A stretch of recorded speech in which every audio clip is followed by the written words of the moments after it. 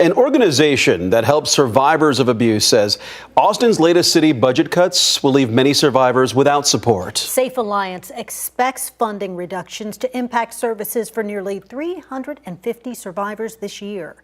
KVUE's Brianna Perez explains the impact this could have on the community.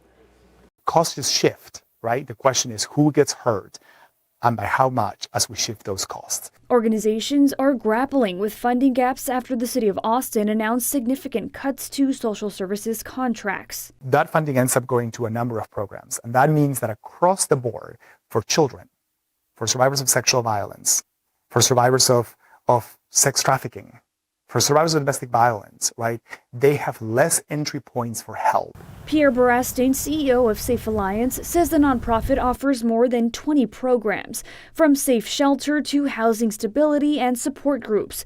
But he expects to lose about $145,000 in city funding this year. He says that will cut services for about 345 people. Whenever we cut funding from one space, like SAFE, we end up opening the issue somewhere else downstream.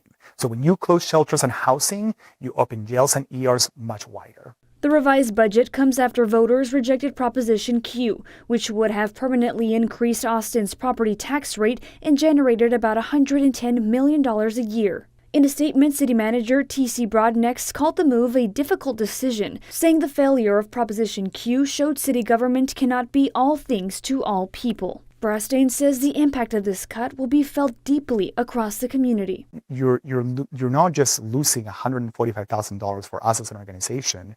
You are losing the whole fabric, the whole DNA of what Austin has invested in for so long, for over 50 years, and that is a partnership with people who need help. He reminds the community SAFE is not going anywhere. He says they're working to raise private and philanthropic dollars to help fill the funding gaps.